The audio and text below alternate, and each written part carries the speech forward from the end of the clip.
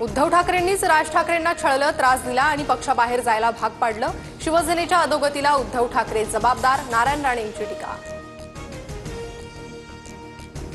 नारायण राणेंनी स्वतःचा पक्ष का सोडला? राणे कुटुंबाची चोच नरकातच बुडालेली.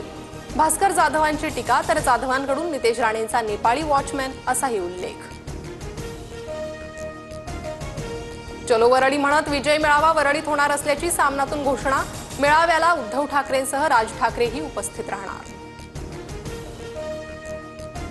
ठाकरेंच्या उपनेत्यानं अहवाल लिहिला होता. मुख्यमंत्री फडणवीसांचा दावा, तर कोणाच्याही दबावापुढे झुकणार नाही. त्रिभाषा सूत्रावरून मुख्यमंत्री फडणवीसांनी विरोधकांना ठणकावलं. उद्धव ठाकरेंचा जीआर असेल तर समोर आणा आणि जाळा. हिंदीच्या जीआरवरून राऊतांचं फडणवीसांसह भाजपला आव्हान, तर फडणवीसांनी शिवसेना फोडण्याचा जीआर काढला तरी मराठी माणूस एकत्र, राऊतांचं उत्तर. मराठी आणि महाराष्ट्राचं हित फडणवीसांच्या नेतृत्वात महायुती सरकारच्या हातात सुरक्षित, अतुल भातखळकर यांची प्रतिक्रिया. शक्तीपीठ महामार्गाविरोधात 12 जिल्ह्यातील शेतकऱ्यांचं राज्यव्यापी चक्काजाम आंदोलन. कोल्हापुरात आंदोलनाच्या ठिकाणी जमावबंदी, जिल्हा प्रशासनाकडून जमावबंदीचे आदेश.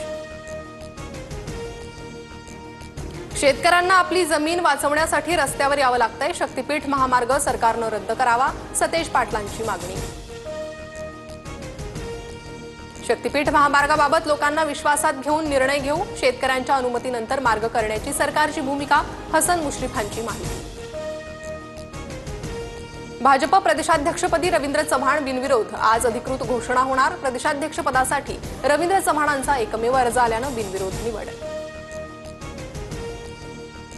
पालिका निवडणूक शेलारांच्याच नेतृत्वाखाली होण्याची शक्यता. पालिका काबीज करण्यास शेलारच आवश्यक, नेतृत्वाचं मत. सूत्रांची माहिती, तर मुंबई अध्यक्षपदासाठी दरेकर आणि साटम यांच्या नावाची चर्चा. काँग्रेसचे माजी आमदार कुणाल पाटील आज भाजपात प्रवेश करणार. मुंबईतल्या भाजप प्रदेश कार्यालयात दुपारी 2 वाजता पक्षप्रवेश करणार. ठाकरे बंधू एकत्र आल्यास महाविकास आघाडीत फूट पडण्याची शक्यता. स्थानिक स्वराज्य निवडणुकीसाठी काँग्रेसच्या गोटातून स्वबळाचा नारा.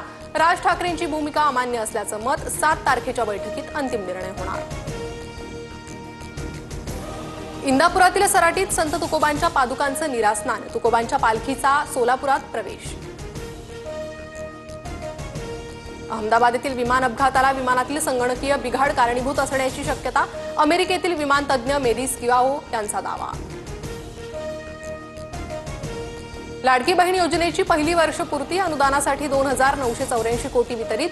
लवकरच जूनचे पैसे खात्यात जमा होणार. Saraswat bank new India cooperative बँकेचा ताबा घेणार. आज अधिकृत घोषणा होणार. हजारो ठेवीदारांना दिलासा मिळणार.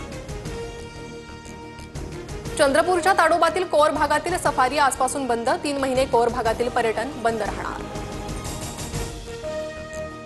एसटी तिकीट बुकिंग करणाऱ्या प्रवाशांना आजपासून 15% सवलत. दिवाळी आणि उन्हाळी सुट्टीचा हंगाम वगळता वर्षभर सुविधेचा लाभ घेता येणार. रेल्वेच्या प्रवासी भाडे दरात वाढ. आजपासून वाढीव दरांची अंमलबजावणी करण्यात येणार. 30 जूनपूर्वी तिकीट आरक्षित केलेल्यांना अतिरिक्त शुल्क भरावं लागणार नाही.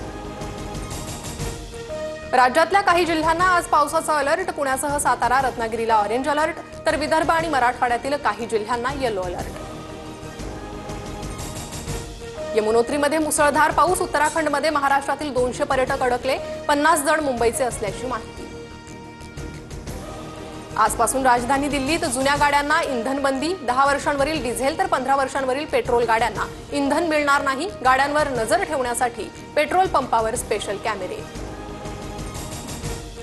धोनीकडून कॅप्टन कूल नावाच्या ट्रेडमार्कसाठी अर्ज. आता कोणालाही या नावाचा वापर करता येणार नाही. मैदानातील शांत स्वभावामुळे फॅन्सकडून धोनीला कॅप्टन कूलची उपाधी.